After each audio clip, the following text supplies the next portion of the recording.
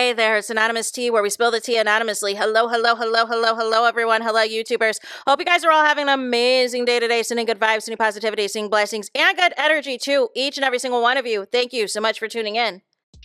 So, anything I say is alleged and in my very, very personal opinion. This is for entertainment purposes only. None of this is personal. The Copyright Act of 1976 is in the description box. Some meat and potatoes, some housekeeping items. It is free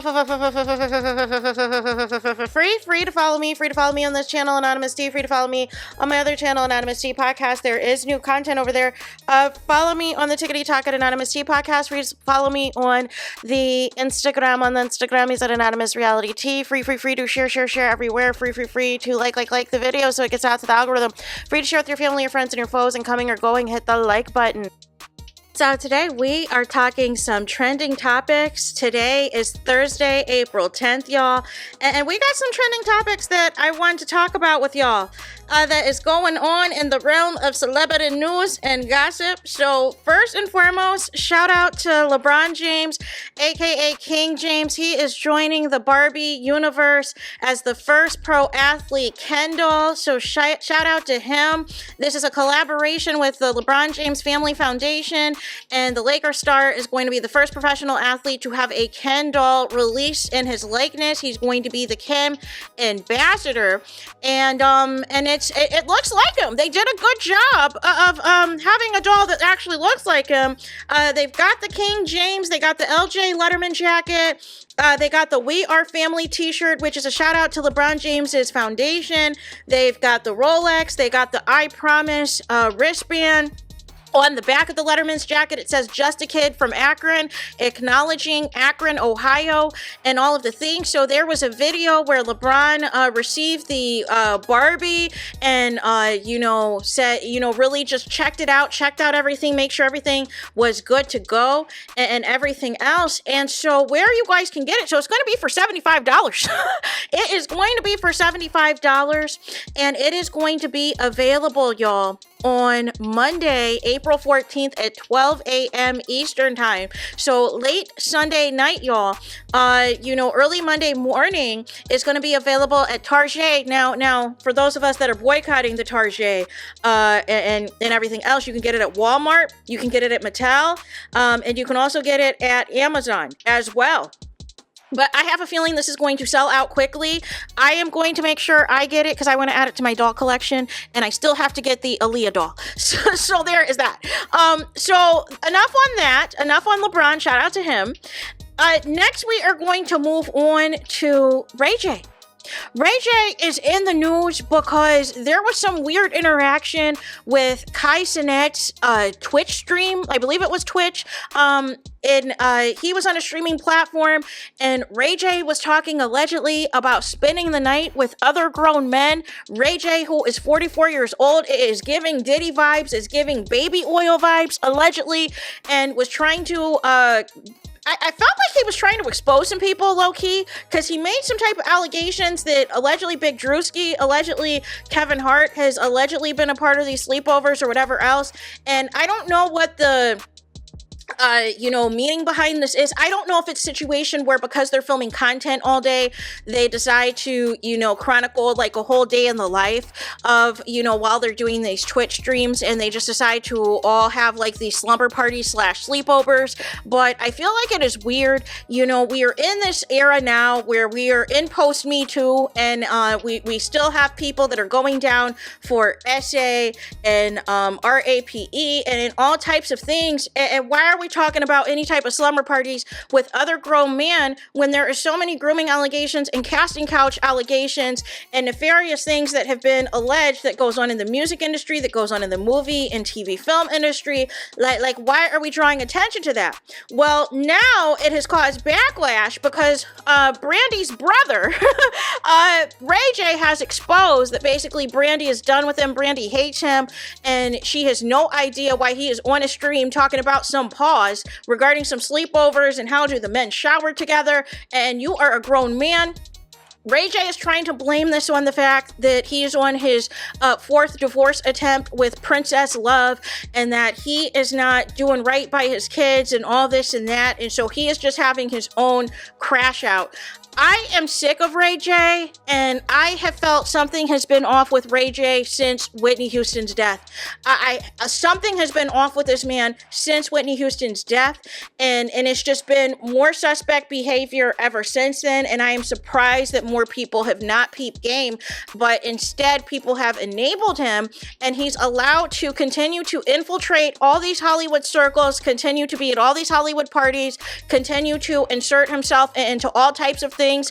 He's on Love and Hip Hop and all this and that, creating more drama, and people, continue to fall for his shenanigans. And somebody needs to tell Ray J no.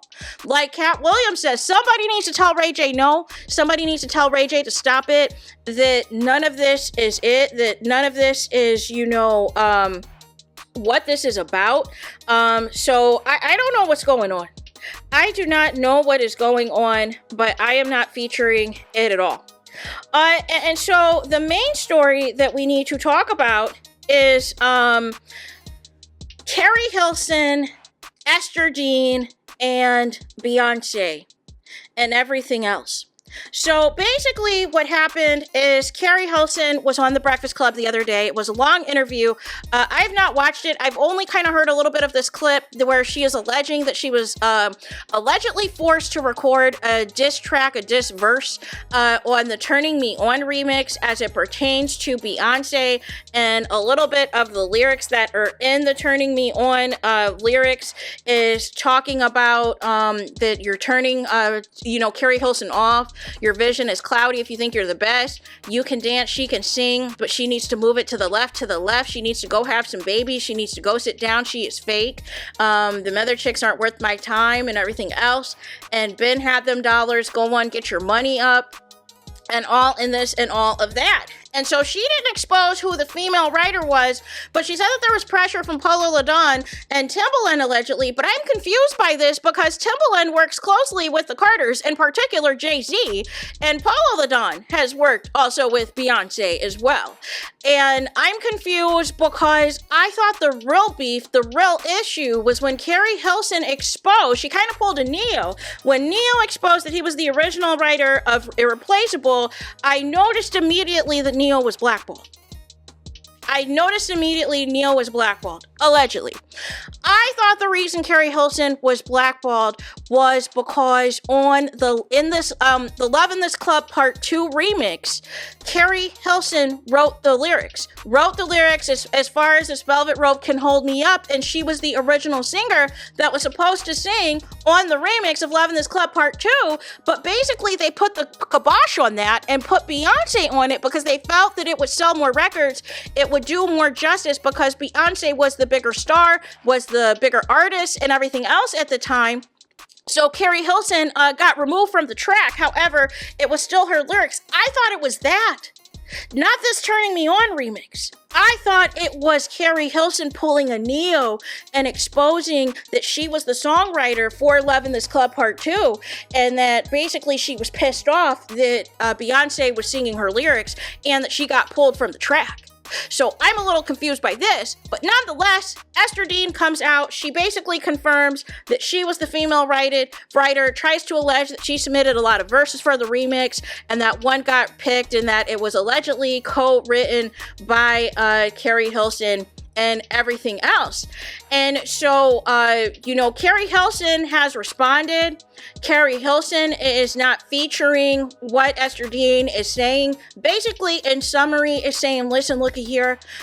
You waited 16 years to say something and confirm that you were the writer, and you only came out and said something because you saw basically all the clout, all the views, all the talking points that my Breakfast Club interview is obtaining, and you now want to get yourself in the mix and try to make it seem like you're apologetic, you're sorry, you feel bad, but basically my career has suffered for 16 years. I've essentially been blackballed. Now, I still stand by, I think the real reason Keri Hilson was blackballed was the same reason Neo was blackballed, allegedly, was for exposing that she was the songwriter for Love in This Club Part 2, and she was mad Beyonce snatched her verse off of the track, and Beyonce doesn't like that, allegedly, because she wants you to think that she wrote everything, right? That she wrote all the songs, even songs that are remakes and written by other artists. So nonetheless, that, you know, I feel like that's the real reason, and I also feel that Keri Hilson entertaining former NBA player Serge Ibaka for all those years, and he never married her, never settled down with her or anything. I think also that might have been a hindrance to her music career as well, because I think he had some alleged traditional values and traditional things, and Keri Hilson really wasn't working like that. Now, Keri Hilson, since that breakup, has been in a bunch of Lifetime movies, has been doing the acting thing, and now she is releasing her first album and has got new music and everything else for the first time in a very long time, really trying to get herself back out there, and I wish Keri Hilson the best, but I actually feel like this Turning Me On remix, I really didn't even know anything about it. I kind of heard about it. I kind of vaguely remember it, but never really listened to it like that. I more so knew about how big the story was about in Love in This Club Part 2, Usher song that featured, you know, Beyonce and Lil Wayne, and it was supposed to feature Keri Hilson and Lil Wayne. But that got the kibosh put on that, you know, and Keri Hilson came out and spoke on it. And I feel like that led to the blackballing of Keri Hilson's career more so than this. But add this to it, since it technically is a diss to Beyonce, and there you have it. So there is that. That is all I got for this video. Tell me what y'all think in the comments. What do y'all think about LeBron James getting his own Ken doll, the first Ken ambassador? What do y'all think of Ray J being weird with Kai Cenat, and Brandy basically saying, like, I'm done with you for, like you're on some nonsense right now? And what do you think of the Keri Hilson, Esther Dean, Beyonce drama? Do you think Love in This Club is the real reason that Keri Hilson was blackballed? Because I do. So there is that. Let me know your thoughts in the comments. Please do not forget to like, comment, and subscribe. Hit the notification bell so you're notified the moment I post new content on my channel. And with that being said, I'll talk to you guys again very soon.